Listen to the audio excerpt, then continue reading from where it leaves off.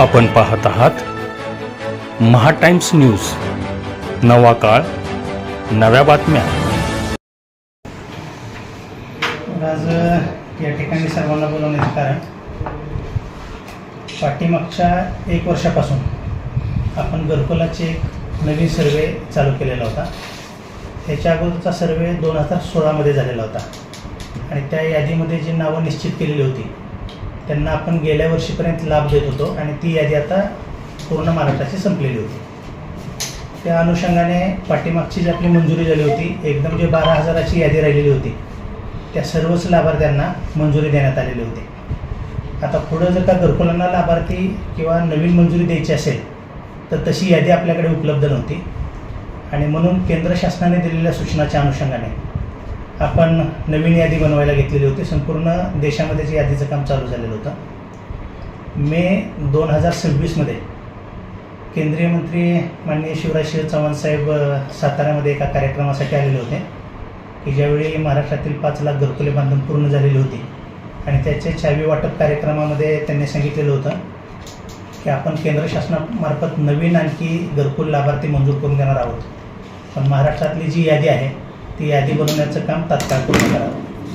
त्या अनुषंगाने पाठीमागच्या आठवड्यामध्ये माननीय ग्रामविकास मंत्री आणि आपल्या जिल्ह्याचे सन्माननीय पालकमंत्री जयकुमार गोरे साहेब यांनी आमच्या सर्व गटविकास अधिकारी यांची विशी घेतली होती आणि आपण जो सर्वे केलेला आहे त्या सर्वेमध्ये जी स्थिती झालेली आहे ते सर्व पत्रकारांना अवगत करून द्यावी असे त्यांनी आपणाला सांगितलेलं होतं।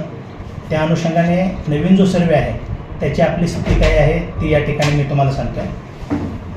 जो नवीन सर्वे झालेला होता त्या नवीन सर्वेमध्ये आपल्या पूर्ण तालुक्यातून 18,417 लोकांचा नवीन सर्वे करण्यात आलेला होतो।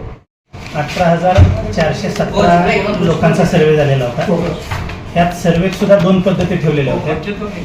एक ॲप आलेलं होतं, त्या ॲपमध्ये ग्रामसेवकांना रजिस्ट्रेशन करून त्यांच्यामार्फत ही सर्वे चालू होता आणि ग्रामसेवकामार्फत सर्वे चालू असताना काही लाभार्थ्यांना स्वतः पण नाव नोंदवायचं असेल तर सेल्फ सर्वे पण त्यांना करून ठेवता येत होता। त्याची फक्त आम्ही पडताळणी नंतर करत होतो। तर टोटल सेल्फ सर्वे आणि ग्रामसेवकांनी केलेला सर्वे असे 18,417 लोकांची यादी केंद्र शासनाने महाराष्ट्र शासनाच्या टॅबला पाठवलेली होती आणि ग्रामविकास मंत्री महोदयांच्या माध्यमातून ती यादी आपल्याकडे पाठीमागच्या 15 दिवसापूर्वी उपलब्ध झालेली आहे। त्या यादीच्या सर्व प्रिंट करून आपण ग्रामपंचायत स्तरावरती वाटप केलेले आहे। प्रत्येक गावामध्ये जो सर्वे झालेला होता त्याच्यामध्ये आता आमच्याकडे अशा काही तक्रारी येत आहेत की सर्वे करताना सर्वे झालेला होता, मात्र आता जी अंतिम यादी झाली त्या अंतिम यादीमध्ये आमचं नाव आलेलं नाही। उदाहरणार्थ 18,417 लोकांचा तालुक्याचा सर्वे झालेला होता, मात्र जी यादी आलेली आहे ते 17,317 लोकांची आलेली आहे, म्हणजे 1100 नावं वगळली गेलेली आहेत। त्याच्यामध्ये सर्वेमध्ये झालेल्या चुका असतील किंवा काही लोकांनी जो सेल्फ सर्वे केलेला होता त्याच्यामध्ये झालेल्या चुका असतील, याच्यामुळे हे 1100 नावं सिस्टमनं कट केलेली आहेत। याच्यामध्ये मानवी हस्तक्षेप कुठल्याही पद्धतीचा नव्हता।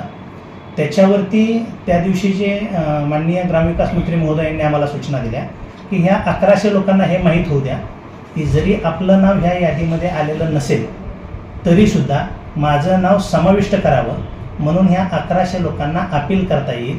ते अपील पंचायत समितीच्या मार्फत माननीय मुख्य कार्यकारी अधिकारी जिल्हा परिषद यांच्याकडे आपल्याला सादर करायचं आहे।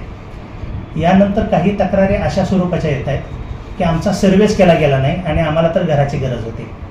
समजा जर का गावामध्ये अशी काही कुटुंब असतील की ज्यांचा सर्वे करणं अपेक्षित होतं, तो सर्वे झाला नाही किंवा त्यांनी सेल्फ सर्वेसुद्धा केलेला नाही, अशा लाभार्थ्यांनी ग्रामपंचायत अधिकारी यांना भेटून त्यांची यादी नवीन तयार केली जाईल आणि ती यादी पंचायत समितीकडे पाठवून त्याचीही पडताळणी करून आपण त्यांनाही लाभ देणार आहोत। आणखी एक महत्त्वाची सूचना की बऱ्याचशा वेळा लोकांचा गैरसमज असा व्हायला लागला आहे की ही घरकुलं आता आमची मंजूर झालेत आणि आता आम्ही बांधायला सुरुवात करतो।